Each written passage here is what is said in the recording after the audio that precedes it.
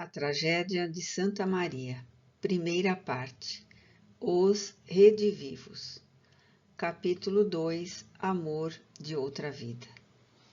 401. Durante o sono, a alma repousa como o corpo? Não, o espírito jamais está inativo. Durante o sono, afrouxam seus laços que o prendem ao corpo. E não precisando, este então, da sua presença, ele se lança pelo espaço e entra com relação mais direta com os outros espíritos. 414. Podem duas pessoas que se conhecem visitar-se durante o sono? Certo, e muitos que julgam que não se conhecerem costumam reunir-se e falar-se. Podeis ter, sem que o suspeiteis, amigos em outros países. É tão habitual o fato de irdes encontrar-vos durante o sono com amigos e parentes, com os que conheceis e que vos podem ser úteis, que quase todas as noites fazeis essas visitas. Allan Kardec, o Livro dos Espíritos, capítulo 8, questões 401 e 414. Os médiuns, mais que quaisquer outras personalidades, têm a possibilidade de se transportar em corpo espiritual ou em perispírito, de um a outro lado da Terra, como do invisível, e aí se entregarem a atividades de variados matizes. Frequentemente, eles o fazem, conquanto nem sempre conservem lembranças das operosidades efetivadas ao retornarem ao cárcere corporal. Ditosa criatura, médium ou não, que operosa, passiva às advertências do dever, como as benfazejas inspirações da própria boa vontade, emprega tais oportunidades a serviço a lides meritórias, desdobrando-se ininterruptamente em ações produtivas em torno do amor e da fraternidade. Minha querida Pamela era médium. Muito embora os absorventes deveres da profissão, escolhida para a própria manutenção modesta e obscura, preferindo refugiar-se no anonimato de uma banca de oficina, quando possuía talento e aptidões para mais elevados desempenhos, e isso, como dissemos, por desejar esquivar-se a ambientes que favorecessem o domínio das seduções, era bem certo que, aos sábados, ela se permitia o ensejo de reuniões com os veros companheiros de ideal cristão na sede de um ou outro agrupamento de espiritistas afins. Do invisível, eu me propunha auxiliá-la em seu progresso, quanto me permitissem minhas possibilidades e os méritos dela própria.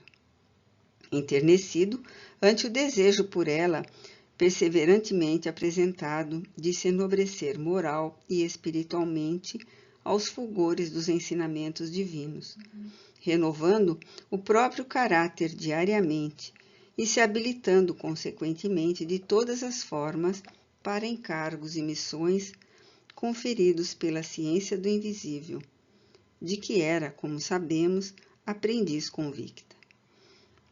Por isso mesmo, do alto, eu recebi algumas vezes permissão para oferecer-lhe refrigérios espirituais muito variados dentre outros, facultar possibilidade e vigilância para viagens em corpo espiritual, que muito gratas seriam ao seu coração, uma vez que assim também aceleraria o bom desenvolvimento das faculdades mediúnicas, que em sua organização perispiritual floresciam formosas, prometedoras de abundantes messes doutrinárias, frutos de abençoados labores do seu espírito, por meio de serviços evolutivos dentro do tempo. Não raro, portanto, imersa sua frágil vestidura carnal em sono profundo, sono que eu procurava comumente aprofundar para a letargia com hábeis descargas magnéticas para maior segurança e em benefício dos seus próprios dons.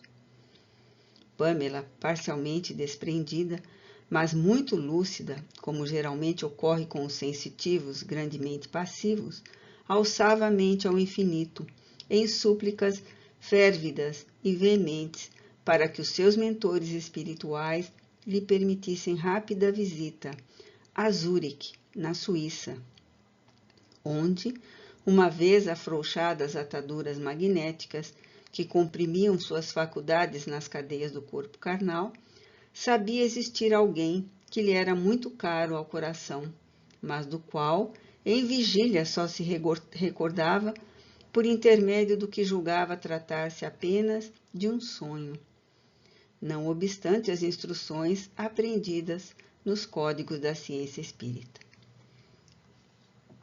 Discretamente assistida, portanto por mim, como por vigilantes do plano invisível, pois não nos permitíamos intervir diretamente em assuntos pertinentes ao livre-arbítrio de cada um, repetia as visitas à formosa cidade do centro da Europa.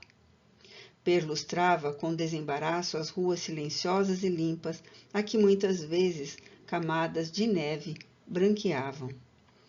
Dirigia-se a um vetusto edifício de 3 andares, sombrio e entristecedor.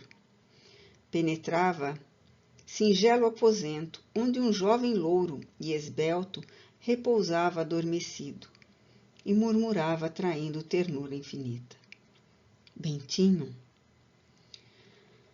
Um fantasma, como envolvido em denso véu de neblina, elevava-se do envoltório masculino que se estirava sobre o leito, vencido por sono reparador.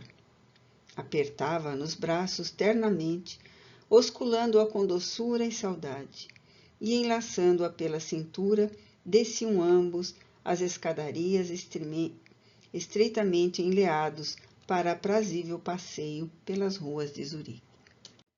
Eram, com efeito, 2 almas enamoradas que se buscavam através das distâncias e que, em espírito, se encontravam para terno convívio, atraídas pelas vibrações dos próprios pensamentos que evocavam um passado remoto, no qual se haviam ardentemente amado, vivendo uma outra existência planetária, ainda e sempre unidas por indissolúveis laços espirituais.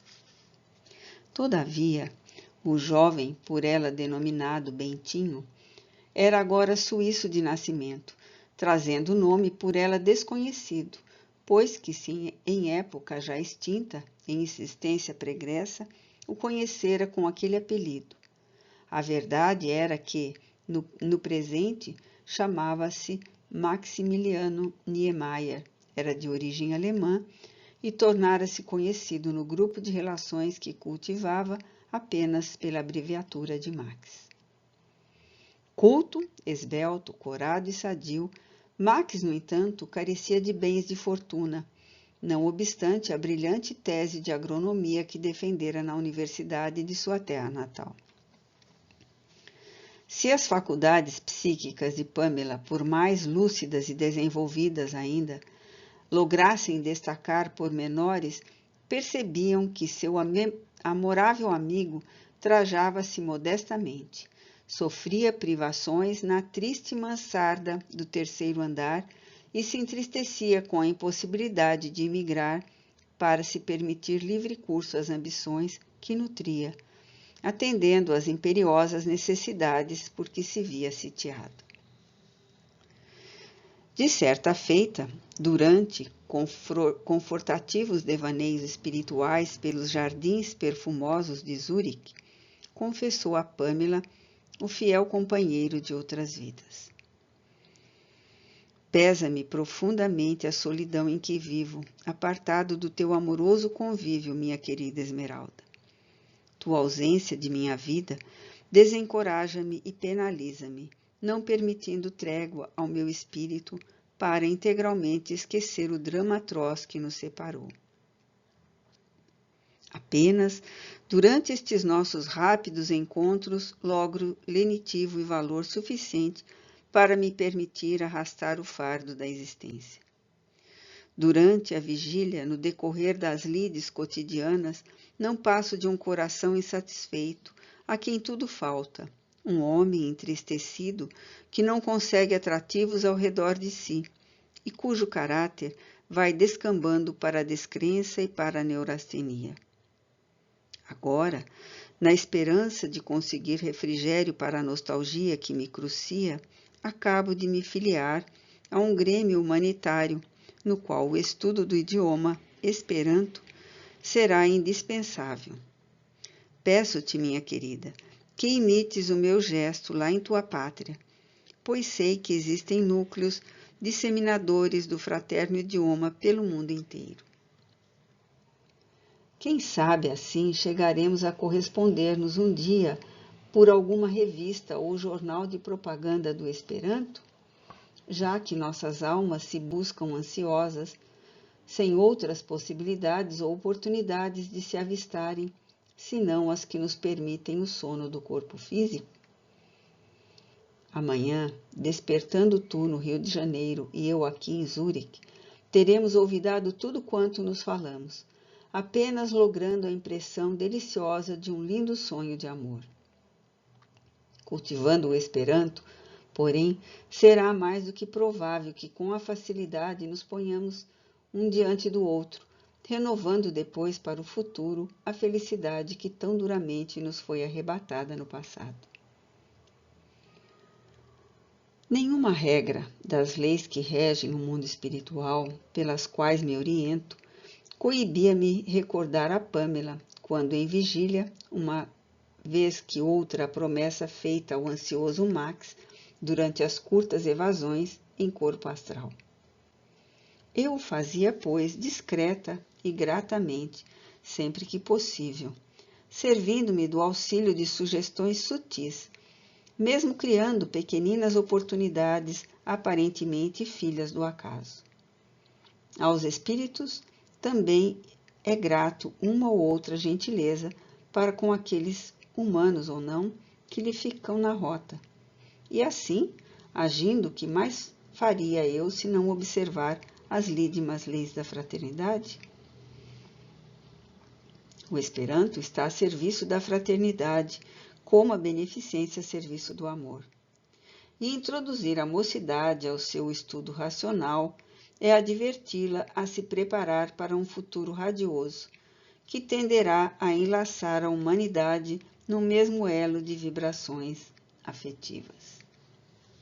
Com efeito, o assunto interessava vivamente a jovem espiritista, visto que os adeptos da doutrina dos espíritos cedo compreendem o valioso concurso do idioma Esperanto ao ideal de unificação humana que esposam, retendo na subconsciência o veemente apelo do amável companheiro de giros espirituais.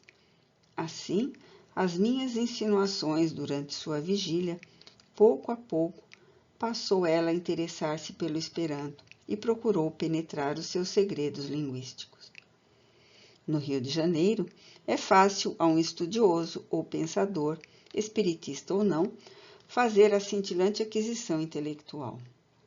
O espírita, quiçá, melhor ainda que qualquer outro idealista, encontra no Esperanto afinidade e ensejos para o desdobramento dos dilatados sonhos de solidariedade humana que transbordam do seio. Pamela estudou-o com dedicação e prazer. Retirou as próprias horas de lazer, os melhores momentos e entregou-se ao nobre serviço, sinceramente aspirando a penetrar os segredos de sua construção literária. No fim de algum tempo, tornava-se colaboradora de apreciadas revistas esperantistas, e tão vastas eram as suas preocupações, ampliando atenções pelo mundo inteiro, pois logo de início alargara o círculo de suas relações por meio de correspondências amistosas com habitantes até das mais remotas regiões da Europa e da Ásia, que não se apercebia de que o tempo transcorria rapidamente, aproximando-se o momento em que completaria as 25 primaveras. Certa noite, ao dirigir-se para a sala das reuniões, na sede do núcleo espírita que frequentava, Pamela viu sobre pequena cadeira uma revista ali deixada casualmente. Tomou-a e, reconhecendo ser escrita em Esperanto, interessou-se, pondo-se a folheá-la. Em dado instante, surpreendeu-se. Acabava de descobrir uma informação acompanhada de clichê do seu autor. Tratava-se de um jovem agrônomo suíço, autor de laureadas teses agrárias, o qual não só desejava transferir-se para a América do Sul, como até oferecia seus serviços profissionais a lavradores brasileiros, por pequena remuneração, simpatizante que se confessava da grande e futurosa nação que é o Brasil. Chamava-se Max Niemeyer. Contava 30 anos e indicava a própria residência em Zurique para quaisquer eventualidades.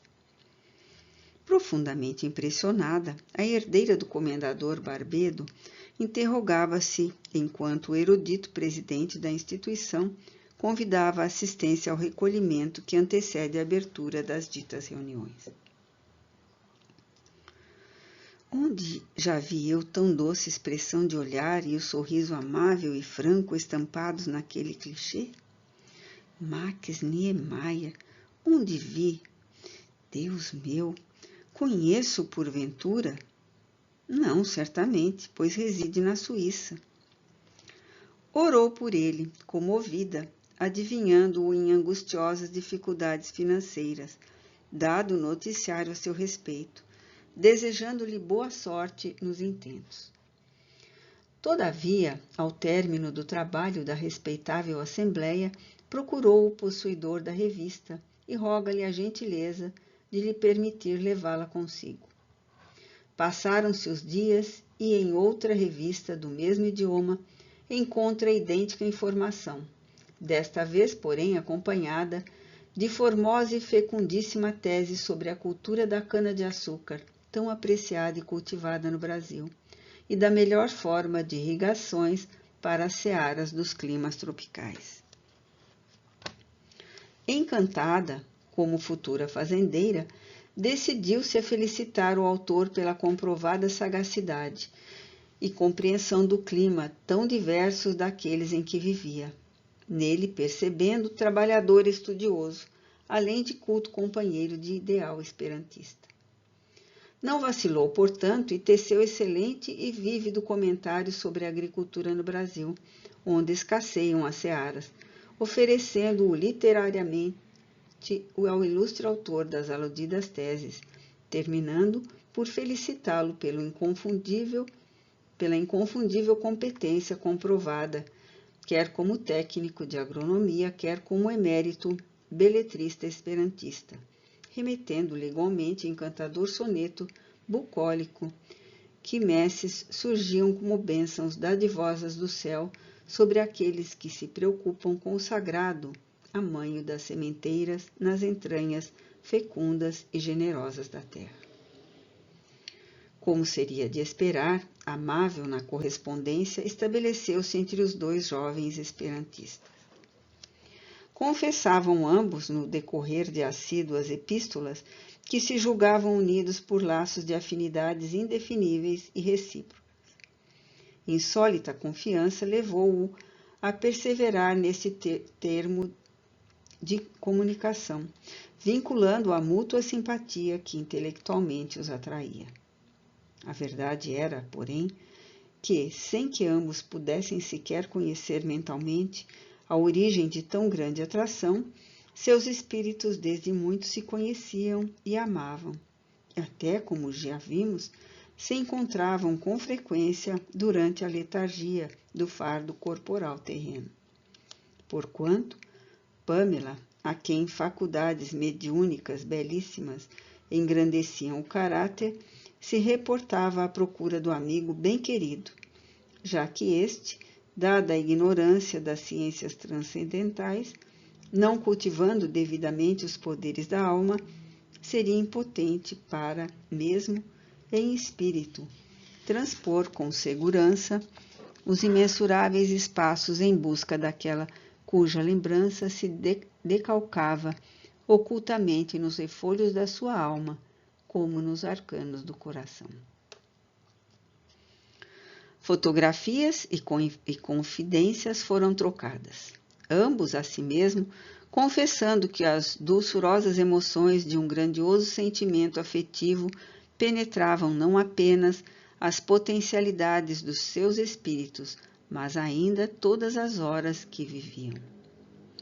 Finalmente, 5 anos se escoaram lentos e exaustivos, desde aquela manhã luminosa e abrasadora de estio em que Pamela ingressara na vida ativa da grande metrópole. E acabava ela de completar as 25 primaveras, quando certa tarde, ao chegar ao humilde domicílio de volta ao trabalho, aguardava a substanciosa correspondência do procurador, convidando-a a uma visita ao seu escritório, a fim de tomar posse da herança que lhe coubera por morte do comendador Sequeira de Barbedo.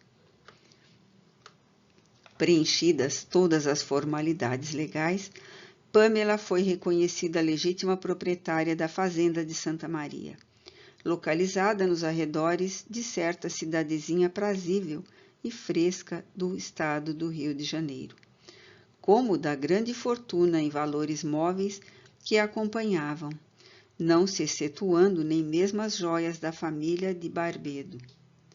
Urgia, no entanto, deixar a capital formosa, transferir-se para a vetusta propriedade, passar em revista e dirigir finalmente o que de mãos tão generosa recebera, como que por magia de um sonho encantador.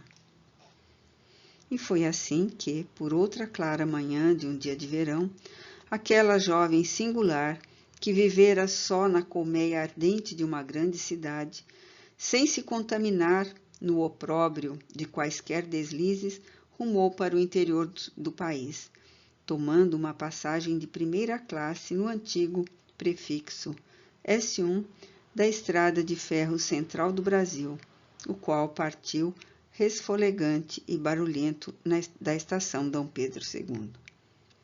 Serena e altiva, não se descobriria nas feições calmas e regulares nem o júbilo da cobiça satisfeita, nem a alacridade daquele que se supõe triunfante sobre as glórias do mundo. Contemplava a paisagem simplesmente despreocupada, enquanto ligeiro o comboio vencia distâncias. Observei-a comovido e um sorriso aflorou aos lábios do meu espírito. Murmurei-lhe ao ouvido, valendo-me das ondas vibratórias da intuição. Que o Senhor seja contigo, minha querida Pamela. Eu sabia que, sob as bênçãos protetoras da doutrina do amor e da luz, lograria suficientes energias para a vitória dos testemunhos na batalha contra ti mesma, espancadas que foram as últimas sombras que te entenebreciam a consciência no contato com os ardores das seduções humanas que soubeste vencer. Que novas e mais flóreas energias reanimem tuas forças intrínsecas nos testemunhos das realizações que hoje inicias nos áureos campos da beneficência e do amor ao próximo. Era uma página que se voltava sob meus olhos no imenso livro da vida de um espírito em marcha pelos caminhos da redenção.